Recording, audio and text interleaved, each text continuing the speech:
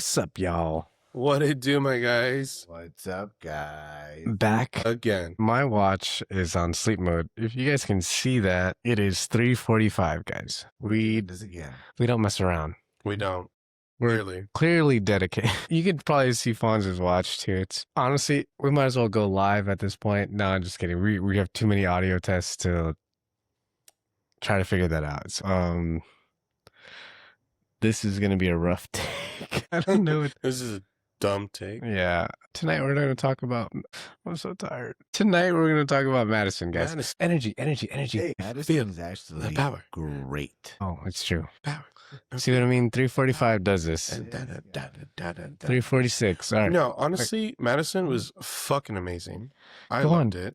I absolutely did.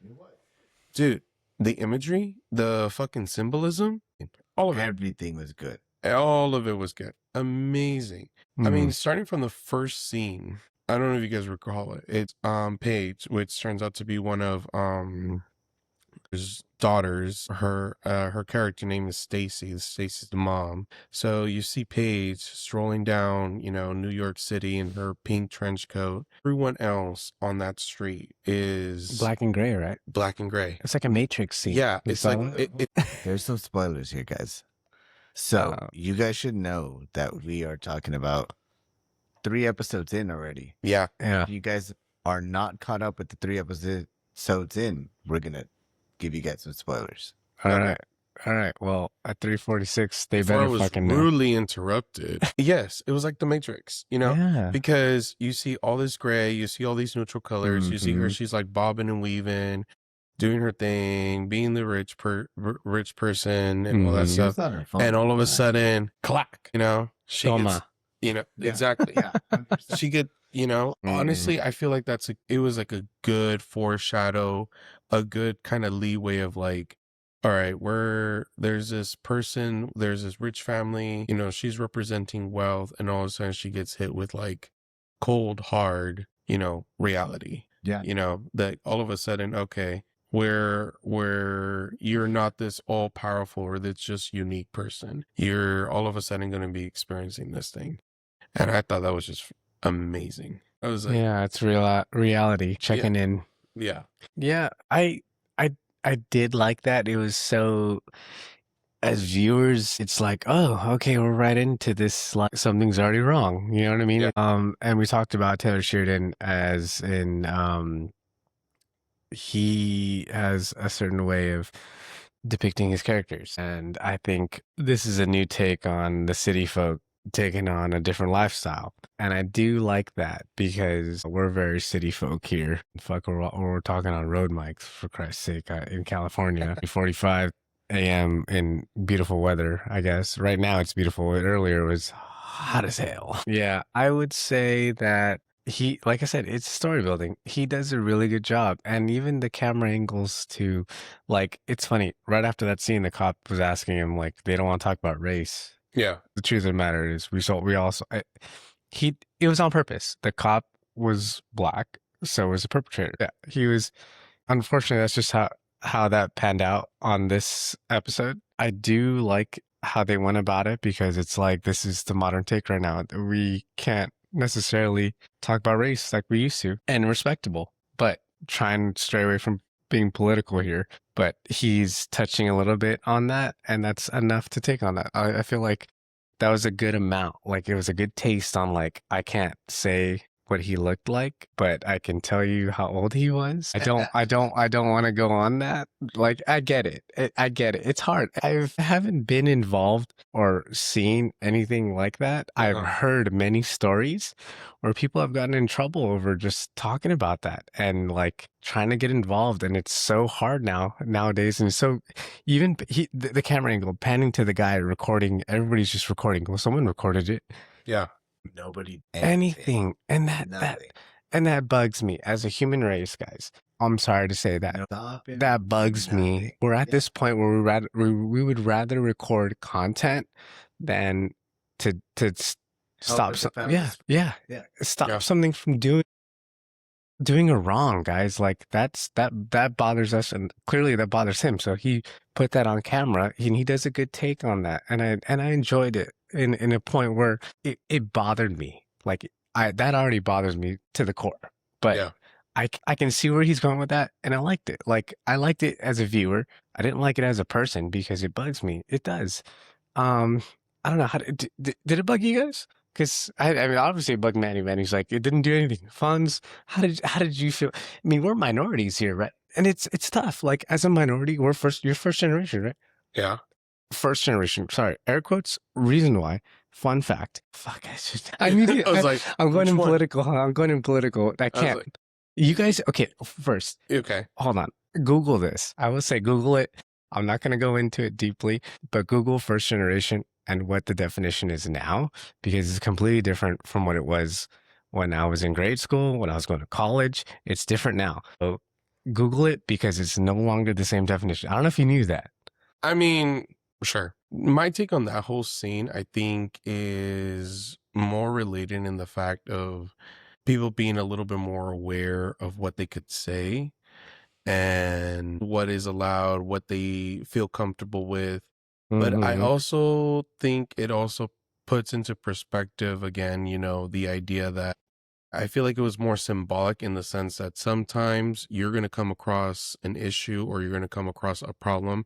And unfortunately, as much as you want the support or the help, sometimes you're on your own. Despite that you might be surrounded by 1,001 people, and those people may have or may have not experienced the same thing that you're experiencing at that moment. But at the end of the day, it's you and how you're going to deal with it. And I feel like that scene today, it is an issue that if someone gets involved, great. If someone doesn't, you know what? Tough stuff.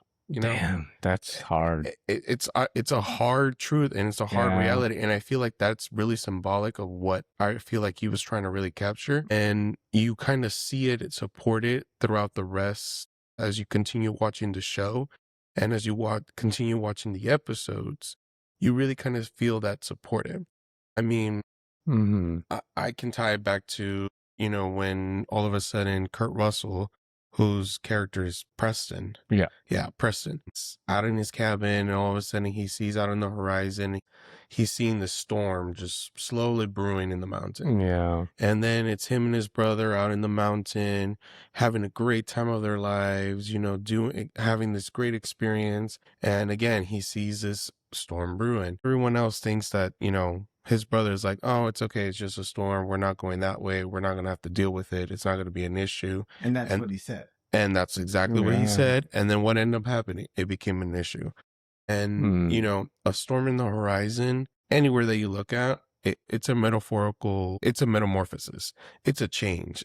It's calling into it's gonna disrupt your peace. It's gonna, it's nature saying, you know what, there's gonna be a change now, and whether you like it or not, it's happening. And you constantly see those kind of that imagery and that symbolism throughout the show. And and then lo and behold, you experience it. Yeah, I will say that this is a weird take, but an unpopular one. I will say that coming from a lot of people who are Caucasian white I've spoken to, they've actually had trouble right now finding work because they're white. They rather hire diversity, minority, just to further their business because of what's happening right now, of this change that we're going through, and minorities taking another step forward.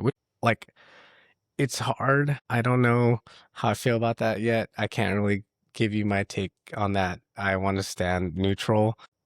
I mean, it's just tough. It's a weird time, but like Fawn said, you're right. Like tough stuff, it happens. Yeah, It's a tough time. I mean, going back to the show in itself. Yeah. I mean, thank you, thank you for I was saving me. going back to the show. What you're really seeing is just this catalyst of, we're going to be experiencing a change as a family. And we really get to see like Pfeiffer's role kind of really developed here in the sense of, here's a matriarch, she's had this amazing relationship with her husband. And all of a sudden now her husband's no more. It's almost like that was in true Taylor Sheridan form. Yeah. Yeah. Yeah. He gave us something beautiful. Yeah. in absolutely yes. gorgeous, ripped it from us. gorgeous. But I think what Fawn was trying to say too. It's like, do you remember Turn, the show? Yes. Abigail, Abigail. This is Turn, guys. Great series. It's on Netflix right now, I believe. Still, you can watch it. Short series. I think it's like 3 seasons. Great show. It goes on the Civil War. You know how we go on Washington Spies. It's like she loses her husband to the British, basically, Okay. and she's no longer entitled to the things that she has. This one is a similar take to now, which is so weird. But like Manny said too, it's like it's gorgeous, but like Fawn said too, it's kind of like tough luck. You know, like you've been dealt this great hand for generations. Absolutely. I Mhm. mean, in Pfeiffer's Rule, you know, even when she's telling her children, even her children, you know, Abigail and Paige, you know, they even recognize like, It's oh, Abigail, right? yeah, I think it's Abigail. That's crazy. Yeah, That's Abigail. crazy that's the name too. Yeah. So they even realize like, you know, crap, like our mother, you know, just lost like not only the love of her life, but like her best friend, her Yeah. partner. You know, they don't. I feel like they're so dissociated Yeah. that they don't even recognize like, oh, this is my father. They honestly just kind of paint him as no, this was our mother's lover. This Yeah. was our mother's true love. You know, Show paints the best. yeah, Yeah. absolutely. That's And not how they see them as yet, at least. well, no, I mean, you see it with Stacy. Stacy even saying it to them, like you guys. She's bringing them over here, and she's doing all this reflection about, you know, this place that her husband loved and treasured for so many years, and how she kind of robbed herself and her family from experiencing this one love that, you know, her true love loved. And now she's all of a sudden like, okay, she's having these reflections, she's having these epiphanies, and her daughters are kind of just there for the ride. And she's even said it to them. It's like, you know what? At the end of the day, I was like, you guys are forgetting why we're here. We're not on a vacation. We are literally, you know, trying to figure out what's going to be our next steps. And you guys are not even taking these seriously, Yeah. you know? So Yeah. you do feel like the daughters, and even the daughter, I feel like Abigail at one point did say is like, you know, the only real relationship that we had with the dad is anytime that we needed a bank or anytime that A monetary standpoint. exactly. Like anytime that we needed a bank or we needed a cheerleader or something, that's when we called upon dad, and that was it. Other than that, you know, we didn't really we really didn't get to experience them the way that their mother experienced. And I think that's what Taylor Sheridan's trying to do is like with this series is that he's using her to experience that life now because you know, they have no idea outside of like being Oh, rich. absolutely. Yeah. Yeah. So like on my take on it, it's just like they're going back to this life and realizing where things all of a sudden began to like their roots. Yep. Well, I don't know where their roots are, but to America's roots were just like you had to get everything. You had to farm for yourself. You had to hunt. Work for it. Yeah. And not only that, experience life. Yeah. And like she said, like in the beginning, before she found out, I mean, the night before he passes, like Manny said, sorry, spoilers. This is like their reality check. And it is ultimately what's going to make this family, I feel like. And unfortunately, like even with Kurt Russell saying, like, it is my job to pick up my daughters. I can't do that. And that, like, that resonates with me, Manny, too, I'm sure. And with you, Fonz, I'm 100% sure with Fonz as well, that our parents do the most for us in ways that we don't see and in ways that it takes growing up to realize that they've paved the way in a way that we would do differently. And ultimately, that's just what it is. It's you carving your future for your kids in a way that it's better for them. And then they do it generationally. Yeah. And I love that. I love the fact that it's this modern take on like, let's go back to the beginning, guys. Like that's his view. I mean, even from the beginning when he's talking with his brother, you know, he's sharing the scene where he's like, oh, you know, there was one time where what was he saying? That they had a family trip. They went to some beach in like Mexico or something like that. It was like a resort. Yeah. And It was like, it was just him and his wife. Yeah. Okay. Yeah. So it was him and his wife, and the rooms were like extra expensive. Essentially, he was looking around and he's like, honestly, we were the most youngest people there. Like everyone else, that was there were already they were too old to enjoy it. Or to make a memory. They couldn't make a memory of it. That's so sad. And that's what he was going to like, if you really think about it, where our reality is, how do you measure to know that you made it? Great. That's a great take. How do you measure that you made it? Okay, well, you made it. You worked your entire life to get to this point, and where you can say, okay, I can go on this trip. But all you can just say is, I was able to do this trip. You can't make a memory out of it. You can't enjoy it. And it kind of ties into what you were saying, where it's like, where our parents kind of create this path where they're hoping that the next generation is going to get a little bit more closer to being able to enjoy life, rather than trying to focus on how do we survive it and how do we measure ourselves to making it. I guess we should start doing this at 3:45 more often, because this is as raw as it's gonna get, guys. This, like I said, guys, we don't even go over really talking points anymore. We're just, like I said, shooting the shit. We go on, we test the sound, we do the video check, everything checks out, and then we're like, let's just go, because we try not to talk about it while we're watching the show, other than the fact of like, I'm like, Font, I told you. Other than that, elbowing me here. I'm like, I fucking see it already. This is a great spin where Taylor Sheridan just decided, you know what? I had enough of where our reality is going right now. It's so beautiful and it's so heartbreaking at the same time, because we can all experience it. Like in California, guys, you can't survive on just one job here. It's so hard. It's so freaking difficult. The average like household is like 2 to 3 families, and we're fortunate enough for our parents and our families to really do well enough to help us out, where we can afford or we can help out, and we are eternally grateful for that. But there are other families out there that can't do that, and it's very, very tough. And in California, it's such beautiful weather, but it's just so hard. It's not only here in California, True.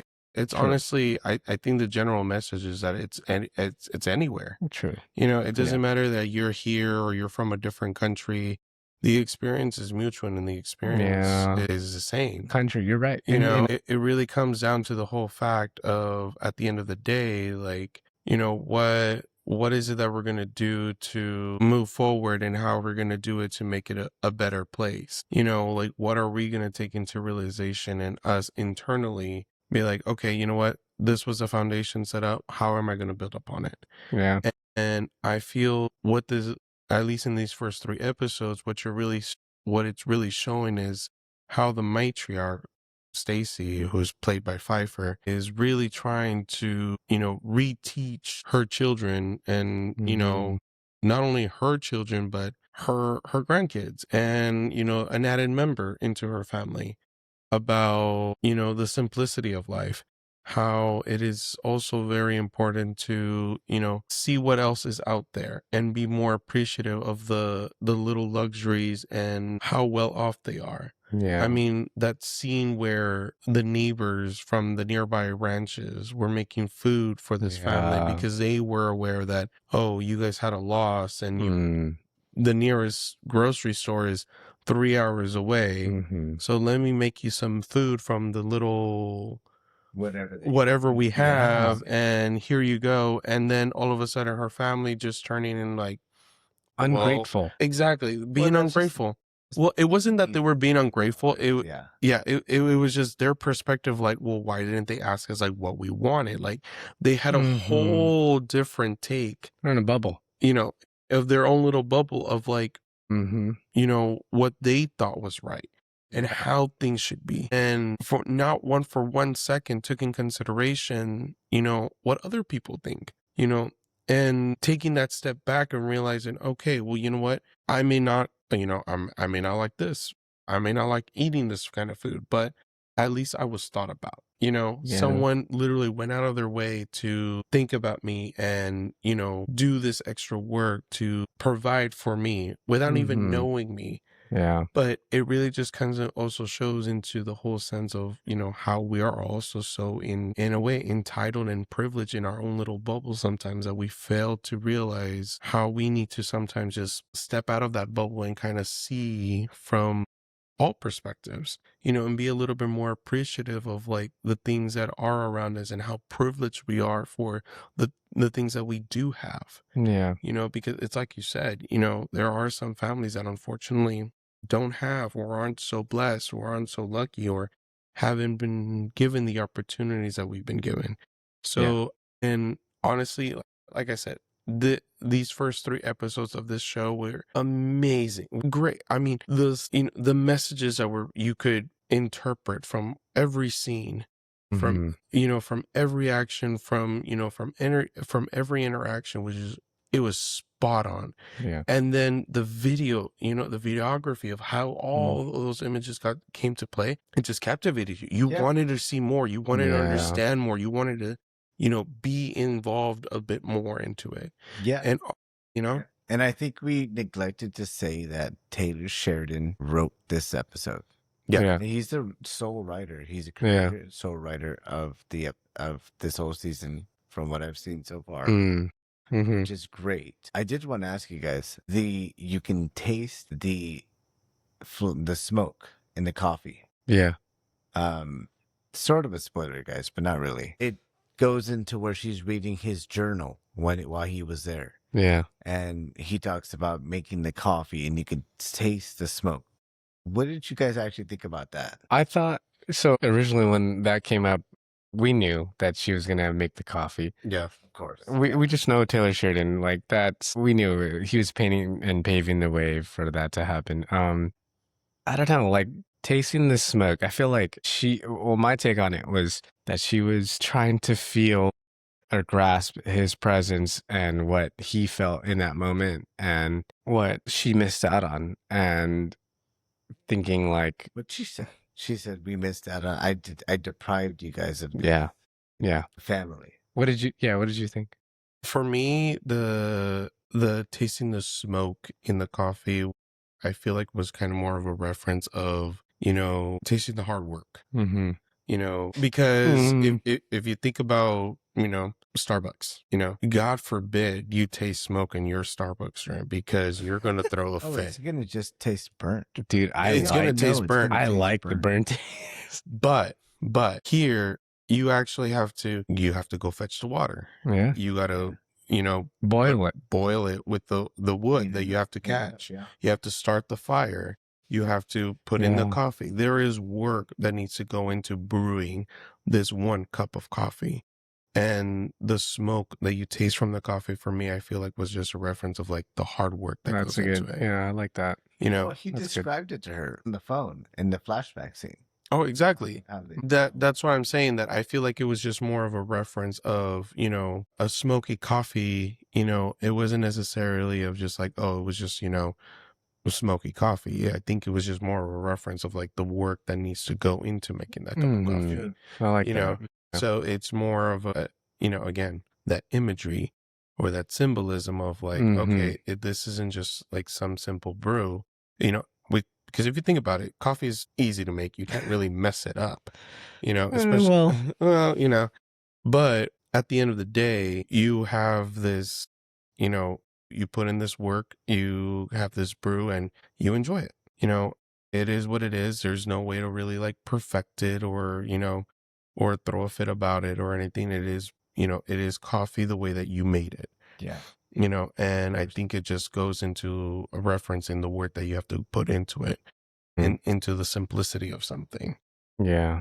Again, like I said, I could go on and on with like the images and symbolism, This isn't Belle and okay, that's another one. But tune into that episode, guys. We talk about Belle. And I think yes. Okay. So going into Marshall's.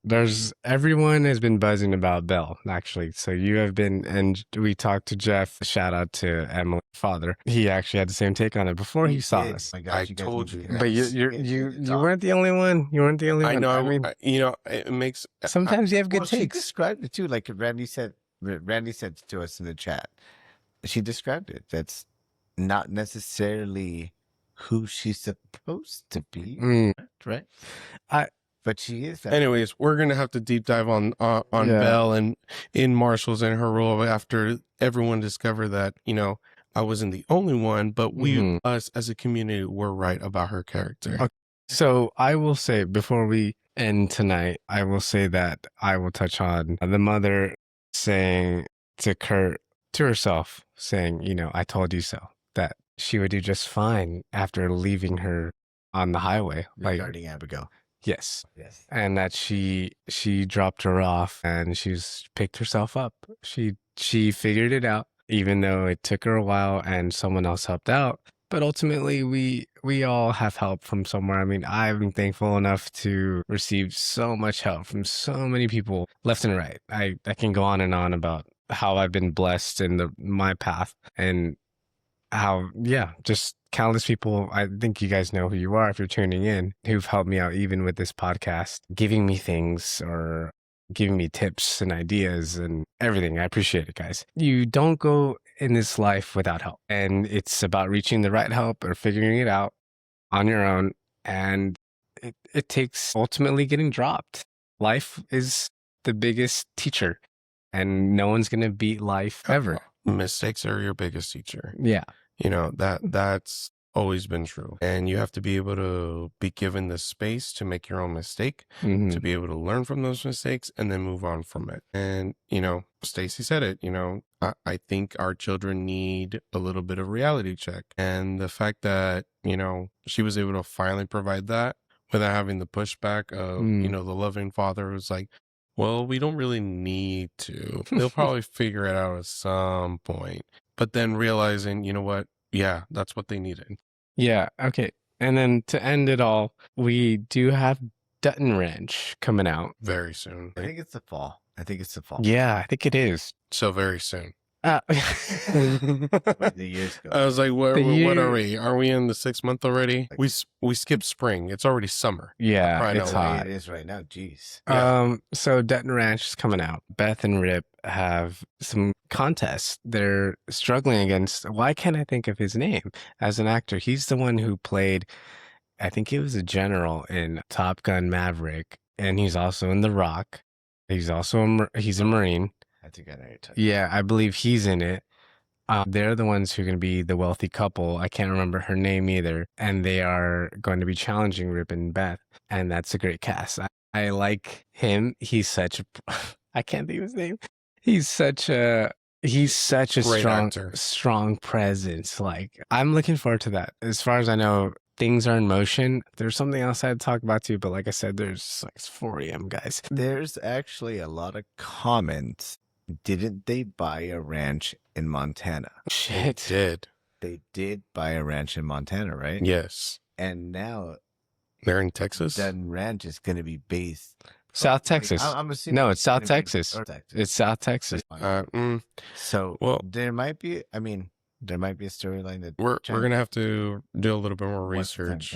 Yeah. Once more information gets revealed, we got to figure that one out. Yeah, they're keeping it close to the chest a little bit. What I know from it comes from a lot of Paramount. They released that, but other than that, they've been keeping it close to the chest, and that's fine. I'm okay with that because I'd rather be astonished on watching it. I can't wait for that, and we're probably gonna talk about that again. Other than that, like. This was this was a real deep dive tonight on a 4 a.m. cast, guys. Absolutely. But anyways, go watch Madison. It's a good show. Go watch Marshall's. Also great. It's starting to get better. And sooner or later, we're going to be watching Dutton Ranch as well. And if not, we'll be watching a lot of other movies. Stay tuned because this Sunday we're going to be talking about also the Oscars. We're going to have Mike, our special Oscars person, just freaking going off on who won. There's a lot of horror that came out on top this year, which is a big first. We'll talk about that later, but stay tuned for that. Other than that, I have nothing else to say. I want to go to bed. Anyways, guys, this was great. Yes. We'll see you guys next time. Our next release will probably be on Monday after we watch Marshall's. And if I'm not wrong, they release every Saturday. It's going to be a busy Monday and Tuesday, guys. It's going to be a busy Monday and Tuesday. Work already hates me. All right, guys. We'll see you. Peace out on our end. Later.